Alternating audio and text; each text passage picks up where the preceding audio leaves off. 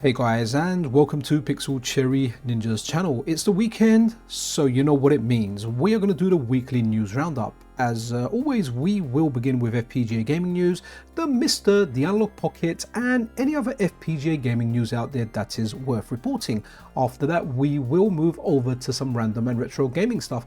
Guys, I want to point out as well, recently I've been playing online with you guys. So if you want to play online, if you want to play stuff like Fightcade, like Turtles in Time, or like we've been playing like Samurai Showdown 2019, but there's a whole bunch of games we can play. Head over to my Discord and we can actually play online. It's a nice community and you can like stream your gameplay. I just wanted to get that out there. Before we go into the video, guys, I do have a Patreon, so if you want to go further than just liking and subscribing, you can definitely support the channel, and that's very much appreciated. Don't forget our sponsor, MiSTer Add-ons. Check them out for all your MiSTer needs, whether it's a full setup or just like little bits and accessories. And finally, guys, last one before we begin, don't forget to check out Free Play City, London's best arcade. Kicking this week's episode off with some brilliant news. The SEGA STV. What is the SEGA STV? Well, it's the SEGA Titan video game system. It's an arcade system based on the SEGA Saturn hardware. Now, the developer working on bringing this core over to the MiSTer FPGA is none other than Electron Ash. This core is based on SRG 320's SEGA Saturn core, and what you're seeing here is the attract mode for Cotton Boomerang, and this is courtesy of Chris's Retro Gaming YouTube channel. You may better know him as Terminator 2K2. I really hope this core comes along and it becomes a fully fledged core so we can enjoy arcade versions of these games. Now, from what I understand, the SEGA Saturn runs on CDs. This runs on cartridges, so a lot of the loading times will be negated and there may be some differences in the games, primarily to do with soundtracks, but either way, it's always interesting getting other cores, and yeah, really looking forward to this one. Cotton's a really good game, man, really good game. But let's have a quick look at System 16, but there's a whole bunch of games on this system, guys, so I'll leave a link to everything in the description. Check it out, including Chris's video. I did a video kind of going over all of these games. If you want to check that out, that will be in the description as well. But hey man, we love arcade, we love Saturn, and if we can get like the arcade version of the Saturn, the SEGA STV, well, 2025 is looking good. The SEGA Saturn core for the MiSTer FPGA, one of my favorite cores, and developer SRG 320 is always pushing updates for this core. There's a whole bunch of update notes available where I downloaded the core from, which is the MiSTer FPGA Discord.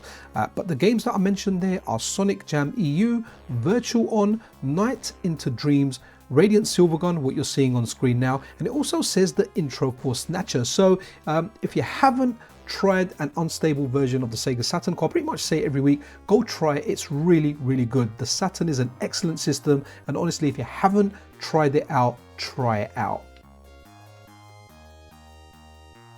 Someone out there deserves a high five, like a really high five, and that is core developer Raki. You may know him as at RCA Victor over on Twitter. Well, they have made their excellent Konami Bubble System core available publicly, so just run update tool and you can grab this core for yourself. It features games like what you're seeing on screen now, Gradius, but also other games. This one here is called Galactic Warriors. It looks like a fighter, it's not something I'm too familiar with.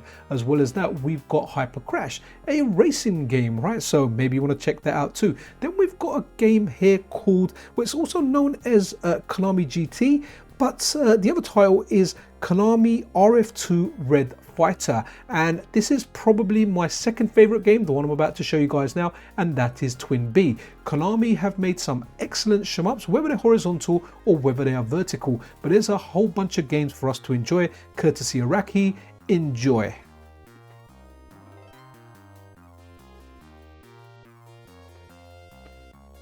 So we got the Konami Bubble System as a public core, and at RCA Victor Co, aka Raki, is already talking about a potential next release, and this time it's Kiki Kaikai, a game that spawned the game on the SNES. You remember it, Pokey and Rocky? As you can see, it looks very much so like that. So the tweet here reads, potential next release. I optically dumped the microcontroller last year and it hurt my eyes so bad. So really looking forward to this when this becomes a core for our FPGA systems.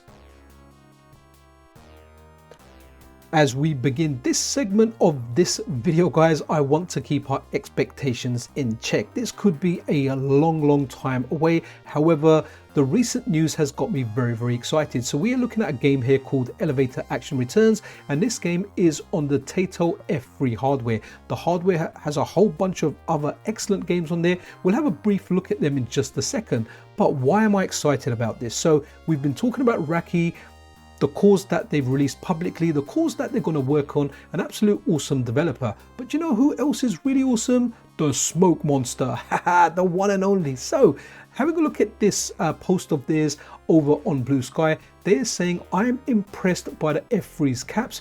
Well done, Taito. This is going to at RCA Victorco, which is Raki, for FPGA work.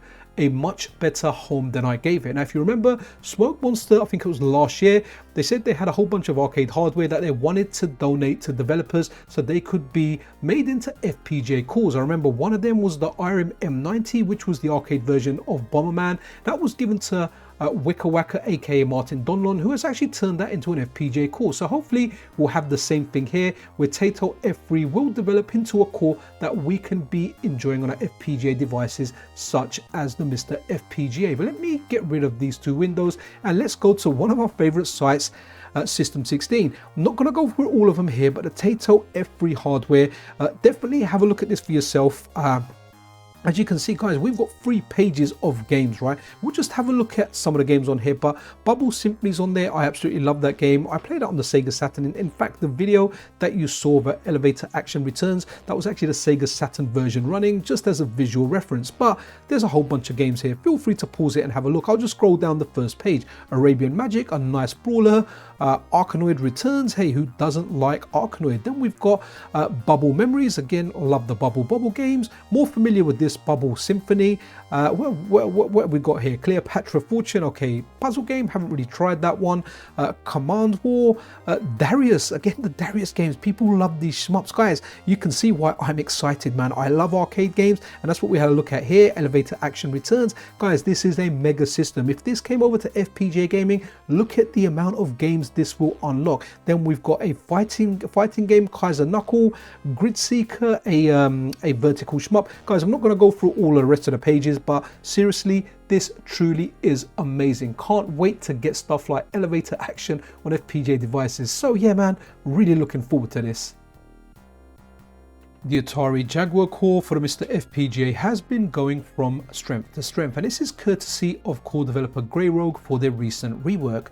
Other developers have helped as well, developers such as Electron, Ash and Kitrinks. If you have a dual SD-RAM MiSTer setup, then why not try out the core for yourself by heading over to the MiSTer FPGA Discord, where you can grab a compiled version of the latest dual SD-RAM core. Honestly, guys, this system is quite a lot of fun, more fun than I expected, because it's not a system I'm familiar with. It's not really something I played a lot as a youngster, so it's definitely fun discovering this. But what's really interesting here is core developer Mazamars312 has been working on Grey Rogue's rework and making a single SD-RAM version of the core. That is what you're seeing footage of on the screen right now. Now, I get a lot of questions where people are saying, where can we get this from? Currently, this isn't available. It's just being tested, and hopefully once it reaches a state that the core developer is happy with, it will be released in the wild for all of you guys to enjoy. But it's amazing to see what developers do.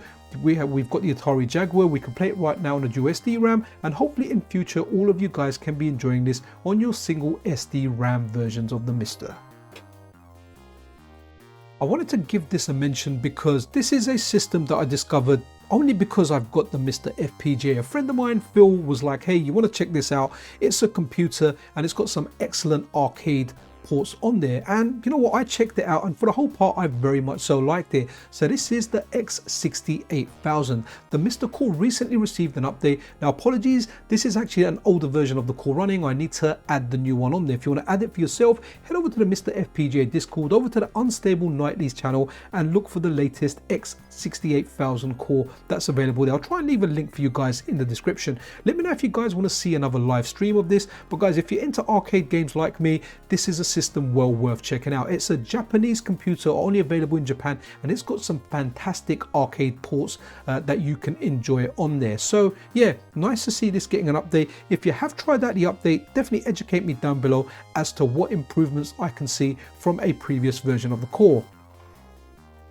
Anything to do with CPS3, guys, count me in. I get super excited about this system. It's one of the systems I most want on FPGA. So when Taito said last week that he should get back to CPS3 at some point in 2025, I was like, wow, really can't wait for that. But the reason that I've kind of highlighted it this week, this was really cool to see from Taki Udon, where Taki Udon says, willing to do a retro remake bounty for this. Whether something develops or surfaces out of this remains to be seen, but it's nice to see that so many people are so after this core. Even Taki Udon coming in and saying, yeah, he's willing to put a bounty on it in order to get something like this done. So absolutely amazing. So hope we get a CPS3 core in 2025. And if you haven't played Street Fighter 3 Third Strike, play it. Honestly, it's a game that just keeps on giving.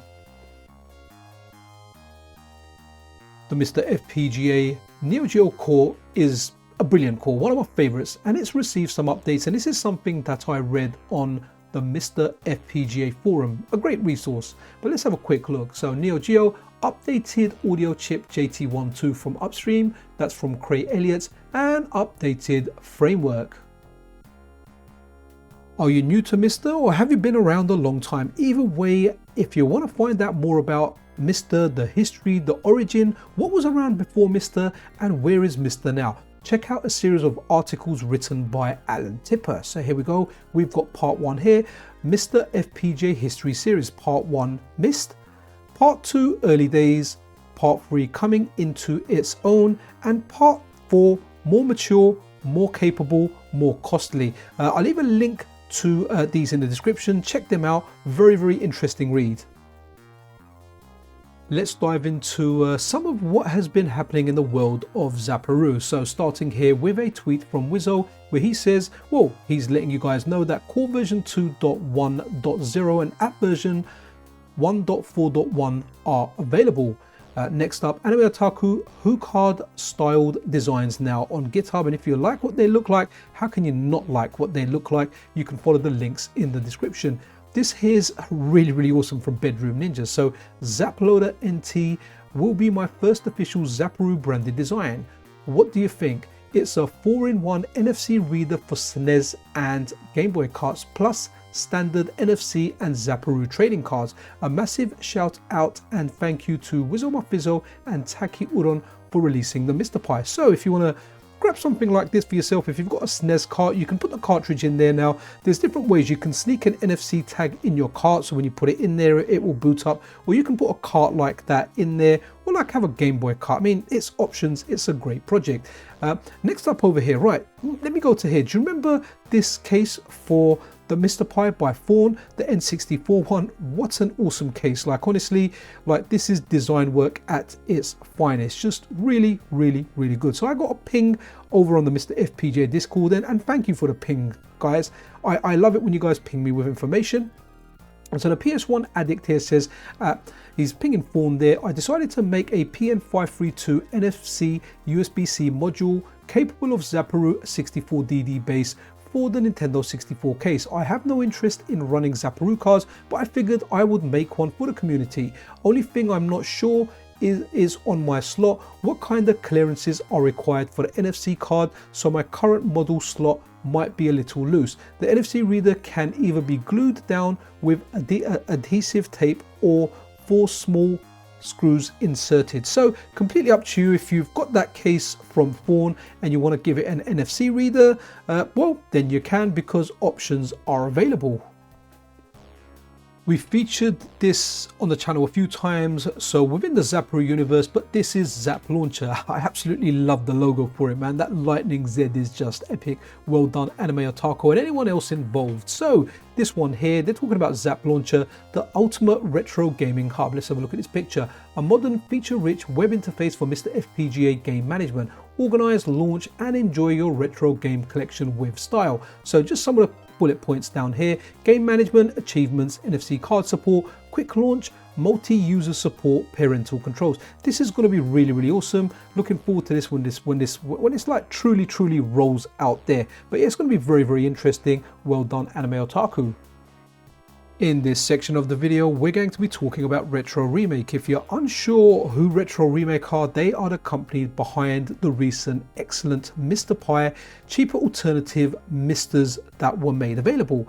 So Taki Udon, one of the main people behind it, has spoken about different versions of the MiSTer coming out. For example, a portable MiSTer with a screen kind of based around the PVM, a handheld MiSTer, my number one want, and as well as that, like MiSTer FPGA consoles based on different machines. And here we go, we've got a good look at the next one that's going to be available. So Taki Udon here says, the world's first affordable FPGA gaming console inspired by the PS1, supports PS1 games, memory cards, so it supports PS1 games, memory cards and controllers, analog digital output, NFC, Wi-Fi, Bluetooth, MiSTer FPGA compatible, disk support not pictured. Pricing starts at $149 for founders and friends. So disk support not pictured. So what this has got, this is going to have a dock as well. And I think the dock goes underneath it, and that will give it support to your PlayStation 1 games if you want to play via optical media. The internet blew up with this, guys. This is super exciting and it's very cheap. And guys, this not only runs PlayStation 1, but it is a MiSTer FPGA. So you can play your Saturn on there, your N64, your arcade cores, your NES, whatever the MiSTer plays, this thing will play. And what's interesting here, where Taki Udon says more PSX colors are possible, it's just not a guarantee like white or black. So maybe some more colors will be available in the future. But guys, this really is amazing. Taki is just killing it with this stuff. And this tweet, I think this was earlier on today. So make Founders Edition packaging.exe. This was made with the old code name. Big missed opportunity to name the dock D2. Launch details will be emailed to newsletter subscribers when they are ready. So guys, if you want to get this, sign up for the newsletter. You'll get information as to when you can buy this. If you want more information on this, I did do a dedicated video on this, and guys, I've got to tell you guys, I filmed this video at work 100% on my mobile phone, man. So I took screenshots and I was excited about this, so I wanted to get the information out there. But guys, that looks really good. Let me know down below like what you guys are thinking about this, because this really does look excellent. A PlayStation themed console, so if you're a big PlayStation fan, you can have something that looks like a PlayStation, but it is a MiSTer FPGA, and it's got plenty of great quality of life features, including stuff like USB-C power in. Anyway, let me know what you guys think, but awesome stuff from Retro Remake.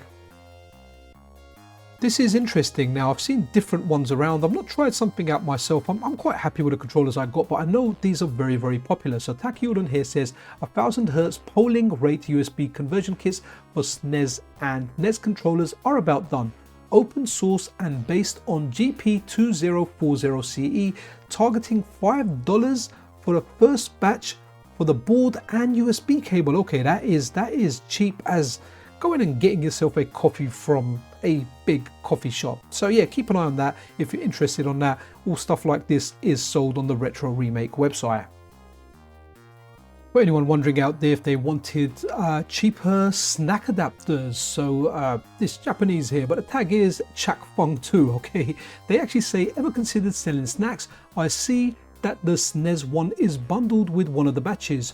Would like to see snacks being sold individually or in like snacks bundle with common all snacks. So Taki Udon replies to that, the SNES snack goes on sale as a separate item next month. So anyone that wants a snack, keep an eye on Retro Remake. You can get yourself some snack adapters. Yes, Shinobi is available for the Neo-Geo. The Sega System 16 arcade game is available for the Neo-Geo. It's available for the Neo-Geo, every version of the Neo-Geo, including the Neo-Geo CD. So now if you want to get this working on your analog pocket, what's really cool over here, we have the excellent Neo-Geo Pocket core that Vertec developed. It was ported over by Mazama's 312, but what happens is you need like corresponding JSON files to get games working, but this is where Terminator 2K2 has got you. So he releases like updates to the Neo-Geo core that run specific games, and in this case, if you want to get Shinobi working, I'll leave a link to this GitHub. Just just drag the files onto your Analogue Pocket and get your own ROM for Shinobi, and it will start working on your Pocket. The Analogizer PC Engine CD update finally added old style scan doubler, uses less memory resources but only 0 to 75% scan lines, no HQ2X. So guys, there you go. Analogizer is always receiving updates, and Random Monk 3 he's always working on this. So now you've got some additional scan line options. So this just came in as I began editing this video, and I thought it was a good opportunity to squeeze this in. So this is from Sipeed, and Sipeed is saying introducing the FPGA Tang Retro Game Console, smaller than a SNES joystick or joypad in this case, supports NES, SNES, Game Boy, Game Boy Color, Game Boy Advance, Mega Drive, Amiga and more, starting at $69. Open source for your creativity. Pre-orders launching soon, stay tuned.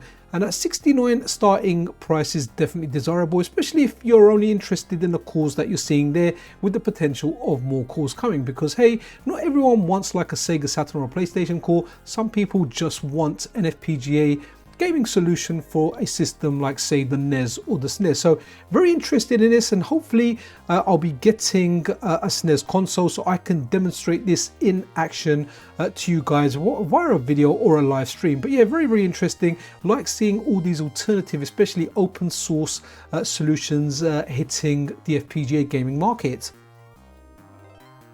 I think this game has been around for quite some time, but it recently got an update. So Sonic Galactic, a sublime Sega Saturn styled Sonic fan game, and guys, look at it, it just looks really good. So I'll leave a link to this tweet if you want to test this out for yourself. If you're a Sonic fan, then yeah, this just looks amazing. Let's cast our minds back like a week or two, where we spoke about BlurBusters and their CRT simulation and how it's benefiting from higher refresh rates to, well, do excellent CRT simulation. I like RetroArch, so this tweet here from LibRetro, I thought I would mention it because I do use RetroArch a fair bit. I think it's an excellent front end, and it's like a one-stop solution where, well, you can emulate lots of different systems, from very early ones like the Atari 2600 to even stuff like the PlayStation 2. So LibRetro here says RetroArch is always ready to be there to support new emerging technologies, previously paving the way for runtime post-processing shaders, then Vulkan support and run ahead. Now RetroArch is one of the first programs to support BlurBusters CRT beam racing. So amazing. Yeah, if you want to test this stuff out on RetroArch, if you have given it a go, let me know how well it works for you and what you think of it via RetroArch. This one here for people with CPS3 hardware. I'm not one of those people, but hey, you know I like CPS3, I'll say it a lot. So a tweet here from HersMX, CPS3 NOR OpenSim NOS release. CPS3 NOS is an alternative to the original Sims, works similarly to Ultra Sims, allowing you to store up to 8 titles and switch between them using a dip switch. So in a nutshell, what it sounds like to me is you can have all the CPS3 titles on one bit of hardware and you can swap between them between dip switches. Seems to be very cool. If you thought Billy Time Games was taking a break, no, absolutely not. Let's have a look at this tweet. So I did a collaboration with member Ryu on ROM Hack Plaza to bring you the first revision of Gunstar Heroes Ultimate Edition. The game has been relocalized region free, a new game manual, the ability to switch fire modes in game, and an XP system. And this is what I really like. Remember, we're talking about an XP system where your character levels up, and it does make the game a little bit easier, but you kind of grind away for that. Really good. And Gunstar Heroes, it's one of the best games on the Mega Drive. It is a real treasure, pun intended. Sebastian Stacks, a very talented individual that's always doing cool things, especially with the Game Boy. Well, tech in general, but especially the Game Boy. This tweet here: my Game Boy slideshow generator is almost complete. Just drag and drop some images into it and download a ROM for your Game Boys without installing anything. It runs locally in any modern browser. Give me a few days to wrap it up and make a little YouTube video. So there you go guys, make your own slideshow, turn it into a ROM and run it on your Game Boy. Fantastic. This is something interesting. I'm not sure how I heard about this, whether I heard about it on a tweet or whether it kind of randomly showed up on my Google feed. So it's a Game Boy game, a demo is available, and the game is called In This House. It's a horror themed game for the original Game Boy DMG. I don't think it's a Game Boy Color, I think it is a DMG. Now a Kickstarter is going to be made available for this, but the warning with any Kickstarter is, guys, there are awesome projects that are only made possible via crowdfunding platforms such as Kickstarter and Indiegogo. However, there are also like projects that you can back and won't see the light of day. So my advice, always do your due diligence before backing anything on Kickstarter. So about the game, In the House is a horror adventure video game for Nintendo, Game Boy, Analog Pocket and PC. It uses timeless 4-color 8-bit graphics to tell a universal story about the struggle for one's identity within a family. So looks interesting, interesting aesthetics, interesting looking game. So let's see what becomes. So guys, that wraps it up for this week. I really do hope you enjoyed the video. If you did, then a subscription and a like is always super duper appreciated. Be absolutely awesome to one another, guys. I'll see you guys around. This is Pixel Cherry Ninja out.